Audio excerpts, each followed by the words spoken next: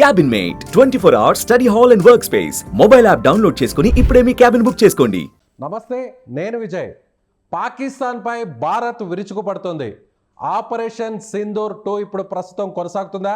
ప్రస్తుతం పాకిస్తాన్కి సంబంధించినటువంటి అనేక నగరాలపై యాంటీ మిసైల్ సిస్టమ్, అంటే యాంటీ డిఫెన్స్ సిస్టమ్, మామూలుగా రాడార్ సిస్టమ్ ఉంటుంది. ఎక్కడైనా బయట దేశం నుంచి ఒకవేళ గగనతలంలోకి ఫైటర్ జెట్స్ కావచ్చు, మిసైల్స్ కావచ్చు, అవి వస్తున్నప్పుడు వాటిని వెంటనే సకాలంలో గుర్తించేటువంటి ఒక వ్యవస్థ ఉంటుంది. ఆ వ్యవస్థే యాంటీ డిఫెన్స్ సిస్టమ్. సో ఇప్పుడు డిఫెన్స్ సిస్టమ్ని మొత్తం ఇండియన్ ఆర్మీ అక్కడ స్మాష్ చేస్తుందా? లాహోర్తో పాటుగా రావల్పిండి, సైల్కోట్, ఈ నగరాల్లో ఉన్నటువంటి డిఫెన్స్ సిస్టమ్ని ఒక్కసారిగా స్మాష్ చేసిందా? దీని గురించి మాట్లాడదాం. మనతో పాటున్నారు ఇండియన్ మాజీ ఆర్మీ ఆఫీసర్, అలాగే కల్నల్గా ఉన్నటువంటి వివిరావు గారు. సార్ నమస్తే. చెప్పండి. నమస్తే సార్, ఇప్పుడు ఈ డిఫెన్స్ సిస్టమ్ అంటే మామూలుగా ఎయిర్ డిఫెన్స్ సిస్టమ్ అంటారు కదా, మామూలుగా ఇది ఏ చోట్ల ఎక్కడ ఎలా పనిచేస్తుంది? ఏ చోట్ల వీటిని మన ఇండియన్ సైన్యం డ్రోన్స్ ద్వారా కూల్చేసింది? ఇది మొన్న 7వ తారీఖున మనం చేసిన ఆపరేషన్ సింధూర్కి ప్రతీకార చర్యగా నిన్న పాకిస్తాన్ 15 చోట్ల అనంతనాగ్ నుంచి మొదలుపెట్టి పఠాన్కోట్, జమ్మూ, అమృత్సర్, బఠిండా, ఇలాగా భుజ్ వరకు 15 లొకేషన్స్ ఇంక్లూడింగ్ చండీగఢ్, కొంచెం డెప్త్లో ఉన్న చండీగఢ్ కూడా అటాక్ చేయాలని చూసింది డ్రోన్స్ అండ్ మిసైల్స్ ద్వారా. మనకున్న అత్యాధునమైన S-400 మిసైల్స్ వాడి మొత్తం వాటిని కూల్చేయడం జరిగింది. ఒక్కటి కూడా టార్గెట్ చేరలేదు. కానీ దీనికి ప్రతీకార చర్యగా మన దేశం ఈరోజు పగలు వాళ్ళ రెడార్ సిస్టమ్స్ని, ఎస్పెషల్లీ లాహోర్ ఎయిర్ఫీల్డ్లో ఉన్న సిస్టము, సయాల్కోట్లో ఉన్న సిస్టము, రావల్పిండిలో ఉన్న సిస్టము, ఇన్ అడిషన్ రావల్పిండిలో ఉన్న ఒక ఆర్మీ హెడ్ క్వార్టర్స్, వీటిని అటాక్ చేసింది. దాని ద్వారా డ్రోన్స్ ద్వారా అటాక్ చేసింది. ఆ డ్రోన్స్ చాలా సక్సెస్ఫుల్ అయినాయి అండ్ వాళ్ళ ఎయిర్ డిఫెన్స్ సిస్టమ్స్ జీరో చేయడం జరిగింది. దీనివల్ల పరిశ్రమ ఏమిటంటే ఈ ఏరియాస్లో వాళ్ళు ఎయిర్ డిఫెన్స్ చేసుకోలేరు. మనకి ఫ్రీ హ్యాండ్ దొరుకుతుంది. మనకి ఎయిర్ సుపీరియారిటీ వస్తుందండి 24 అవర్స్లో. ఎయిర్ సుపీరియారిటీ వచ్చిన తర్వాత వాళ్ళ ఎయిర్ ఫోర్స్ మొత్తం నిర్వీర్యం అయిపోతుంది. ఇంకా కేవలం వాళ్ళు దీని మీద ఆధారపడాల్సి ఉంటుంది, ల్యాండ్ ఫోర్సెస్, నేవీ మీద. వాళ్ళ నేవీ చాలా చిన్నది. మన ఫ్లీట్ ఆల్రెడీ అక్కడ ఉంది కాబట్టి దాదాపు న్యూట్రలైజ్ చేసినట్టే లెక్క పెట్టుకోవాలి. ఇంకా మిగిలిందల్లా కేవలం ల్యాండ్ ఫోర్సెస్. వాళ్ళు నిన్న ఫైరింగ్ చేశారు, ఆర్టరీ ఓపెన్ చేస్తున్నారు. మనం కూడా డీటెయిల్ జవాబు ఇస్తున్నాం. కానీ ఒకటి గుర్తుపెట్టుకోవాల్సింది ఏంటంటే ఈ ఎయిర్ డిఫెన్స్ నాకౌట్ చేయడంలో కూడా చాలా రిస్ట్రైంట్ వాడేవాడు. ఆ రిస్ట్రైంట్ ఎంతవరకు వాడి మనం చెప్తున్నాం కూడా, ప్రపంచానికి కూడా అనౌన్స్ చేశాం. నిన్న జరిగిన 15 స్థావరాలు, ఇండియన్ స్థావరాల మీద, ఎస్పెషలీ ఎయిర్పోర్ట్స్ ఉన్న చోట, ఎక్కడైతే విమానాశ్రయాలు ఉన్నాయో, ఎక్కడైతే ఇండియన్ ఎయిర్ ఫోర్స్ ఆపరేట్ చేస్తుందో, ఎక్కడైతే ఎస్పెషలీ లేటెస్ట్ విమానాలు ఉన్నాయో, రఫేల్, MiG-29, Su-31 ఇటువంటి విమానాలు ఉన్నాయో, ఇటువంటి చోట్లే దాడి చేసింది.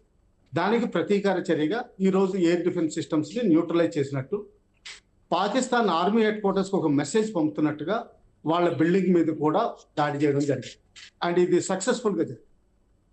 సో ఇది S-400 అంటే రష్యా నుంచి మనం దిగుమతి చేసుకున్నటువంటి ఈ యాంటీ డిఫెన్స్ సిస్టమ్ ద్వారానే పాకిస్తాన్ నుంచి వస్తున్నటువంటి ఈ మిసైల్స్ని మనం గాల్లోనే పేల్చేయడం జరిగిందంటారు. కొన్ని నిర్వీర్యం చేశారు. అంటే ఆ తర్వాతే మన ఇండియన్ ఆర్మీ మన డ్రోన్స్ ద్వారా నేరుగా అక్కడ ఉన్నటువంటి పాకిస్తాన్ ఎయిర్ డిఫెన్స్ సిస్టమ్ని క్లోజ్ చేశారనుకోవచ్చా? Yes, exactly. ఓకే. కానీ క్యాలిబ్రేటెడ్గా చేశారు. ఎక్కువ ఓవర్ అంటే ఎక్కువ చేయలేదు. ఇంకా మనకి క్యాపబిలిటీ చాలా ఉంది, అది చేయలేదు. ఓకే. అంటే ఇప్పుడు ఈ అటాక్ వల్ల మనకి ఎలాంటి యూజెస్ ఉండొచ్చు సార్? అంటే మనకి మిలిటరీ పరంగా, మిలిటరీ ఆపరేషన్స్ పరంగా ఇప్పుడు ఆ ఎయిర్ డిఫెన్సెస్ని మనం క్లోజ్ చేసాం చాలా ప్రాంతాల్లో. రావల్పిండి కావచ్చు, రాహుల్ కావచ్చు, మీరన్నట్టుగా ఇప్పుడు సైల్కోట్లో కూడా ఏకంగా పాకిస్తాన్ ఆర్మీకి సంబంధించిన ఆఫీస్ మీద కూడా అటాక్ చేసామంటున్నారు. దీనివల్ల మనకు వచ్చేటువంటి యూజెస్ ఏంటి? ఫస్ట్ థింగ్ ఏంటంటే మనం కన్వే చేసామండి, వాళ్ళ ఏవి ఎఫెక్టివ్ చేయనివ్వకుండా మన దగ్గర ఉన్న S-400 మనకున్న అనుసంధానమైన రెడార్స్ ఇవన్నీ వాడి వాళ్ళని టోటల్ నిర్వీర్యం చేశాం. సెకండ్ థింగ్ ఏంటంటే ఎయిర్ సుపీరియారిటీ అచీవ్ చేయడంలో first thing enemy air defences ని నాకౌట్ చేస్తామండి. లాహోర్ ని నాకౌట్ చేయడం వల్ల ఇప్పుడు మన ఆర్మర్ కాలమ్స్ మన యాక్చువల్గా అమృత్సర్ నుంచి బయలుదేరినాయి అంటే లాహోర్ ని సరౌండ్ చేయడం కేవలం 2-3 గంటల్లో సరౌండ్ చేయొచ్చు మనం. అంటే పాకిస్తాన్కి Karachi actually most populated place, ఒకప్పటి వరకు రాజధాని, వాళ్ళ ఫైనాన్షియల్ క్యాపిటల్, వాళ్ళ ఫిజికల్ క్యాపిటల్ ఇస్లామాబాద్, రావల్పిండి, కానీ mentally Lahore is the capital. ఎందుకంటే మొత్తం అంతా పంజాబీస్ అంతా ఆర్మీలో ఉండి సీనియర్ పొజిషన్స్లో ఉండి, అటువంటి పంజాబ్ స్టేట్కి లాహోర్ క్యాపిటల్. అది కేవలం 25 కిలోమీటర్స్ దూరంలో ఉంది మన వాఘా బోర్డర్ నుంచి. అక్కడ ఎయిర్ డిఫెన్సెస్ నిర్వీర్యం చేయడం ద్వారా మనం అటాక్ చేస్తే వాళ్ళ ఎయిర్ ఫోర్స్ ఏమీ చేయలేదు, మనం వాళ్ళని కౌంటర్ చేయగలం. అది కేవలం ల్యాండ్ ఫోర్సెస్ ద్వారానే ఒకవేళ మనం ఏదైనా ఆపరేషన్స్ చేసుకున్నా కూడా వాళ్ళు అడ్డుకునేటువంటి అవకాశం ఉంటుంది. కానీ మనం ఏదన్నా ఎయిర్ ద్వారా అటాక్స్ చేస్తే, అంటే ఫైటర్ జెట్స్ ద్వారా కావచ్చు, ఎయిర్ క్రాఫ్ట్ ద్వారా ఏదైనా మిసైల్స్ లాంచ్ చేసినా కూడా దాన్ని అడ్డుకునే వ్యవస్థ వాళ్ళ దగ్గర లేదంటారు ఇప్పుడు లాహోర్ కావచ్చు, రావల్పిండి, సైల్కోట్లో ఈ ఏరియాలో లేదు. తర్వాత ఇంకోటి ఏంటంటే కేవలం ల్యాండ్ ఫోర్సెసే కాదు, మనం కావాలంటే లాహోర్ ఎయిర్పోర్ట్ కానీ మన పారాట్రూపర్స్ని వాడి డైరెక్ట్గా అక్కడ ల్యాండ్ చేయించి ఆ ఎయిర్పోర్ట్ కూడా మనం క్యాప్చర్ చేయొచ్చు. ఓకే, దానికి సైమల్టేనియస్గా ల్యాండ్ ఫోర్సెస్ పంపించవచ్చు. ఓకే, ఎంత దూరం ఉంటుంది సార్ ఈ ప్రాంతాలకి మన బార్డర్కి? ఎంత దూరం ఉంటుంది? మన బార్డర్కి కేవలం 40 కిలోమీటర్. ఏది లాహోర్? 25 కిలోమీటర్స్ అనండి. Okay, Rawalpindi? Rawalpindi around Poonch area నుంచి అరౌండ్ 90 కిలోమీటర్స్. ఓకే, సైల్కోట్? సేలకోట్ అయితే అనదర్ 25 కిలోమీటర్స్ అనండి మన జమ్మూ నుంచి. ఓకే, అదేవిధంగా పంజాబ్, రాజస్థాన్ ఈ ప్రాంతాల్లో, సరిహద్దు ప్రాంతాల్లో అంతా కూడా ఇప్పటికే అక్కడ రక్షణ వ్యవస్థ కూడా అంతా కూడా అలర్ట్ చేయడం జరిగింది. సాధారణ పౌరులందరూ కూడా రాత్రి అర్ధరాత్రి నుంచి ఉదయం 4 గంటల వరకు పూర్తిగా లైట్స్ ఆఫ్ చేసుకోవాలి. పోలీసులకు, రైల్వే సిబ్బందికి కూడా సెలవులు రద్దు చేశారు. ఎప్పుడైనా కూడా ఏం జరిగినా కూడా అలర్ట్గా ఉండాలి అంటున్నారు. ఇప్పుడే రాజ్నాథ్ సింగ్ గారు లైన్ లో అది టీవీలో వస్తున్నారు, లైవ్ కవర్ చేస్తున్నారు. ఆయన బోర్డర్ విలేజెస్ ఖాళీ చేయించమని, మిగతాది కూడా బ్రీఫింగ్ చేస్తున్నారు. సో ఒక రకంగా ఎస్ సార్, ఒక రకంగా ఈ పరిణామాలు చూస్తే యుద్ధం తప్పదు అనుకోవచ్చా? యుద్ధానికి సంబంధించినటువంటి ఒక స్టార్టింగ్ పీరియడ్స్ మనకి అలా ఓకే అయిపోయింది అనుకోవచ్చా? లేదండి, ఇంకా మనం లాంగ్ రోప్ ఇస్తున్నాం పాకిస్తాన్కి.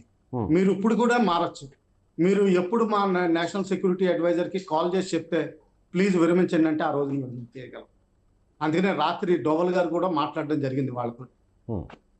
ఆ విధంగా లాంగ్ రోప్ ఎప్పుడు ఉందండి. కాకపోతే వాళ్ళు యూటిలైజ్ చేసుకుంటారా లేకపోతే మనతోటి తలపడతారా అన్నది వాళ్ళది పరిస్థితి.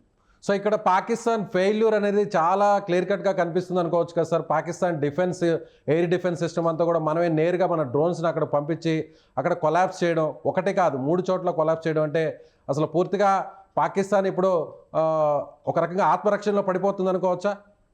ఎగ్జాక్ట్లీ. తర్వాత ఇంకోటి గ్రహించాల్సింది ఏంటంటే మనం క్యాల్కులేటెడ్గా రిస్ట్రెయింట్ తోటి చేసాం.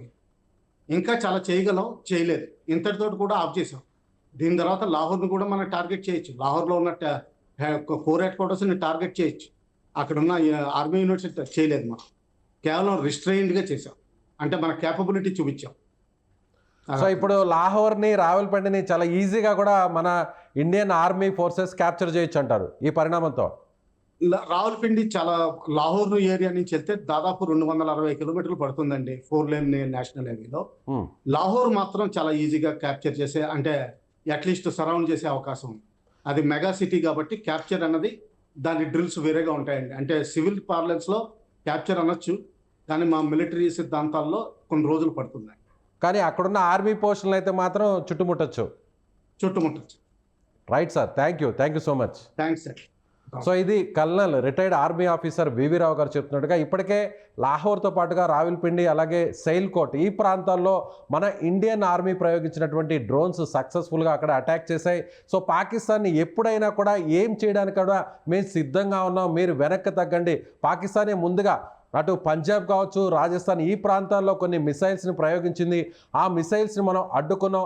ఆ తర్వాతనే ఇవాళ మధ్యాహ్నం నుంచి కూడా లాహోర్ ప్రాంతం మీద, ముఖ్యంగా ఎయిర్ డిఫెన్స్ సిస్టమ్ మీద కూడా అటాక్ చేసామని చెప్పని వివి రావు గారు చెప్తున్నారు. సో ఎప్పుడైనా కూడా ఏమైనా జరగచ్చు. సో ఇప్పటికైనా కూడా పాకిస్తాన్ బుద్ధి తెచ్చుకోవాలి.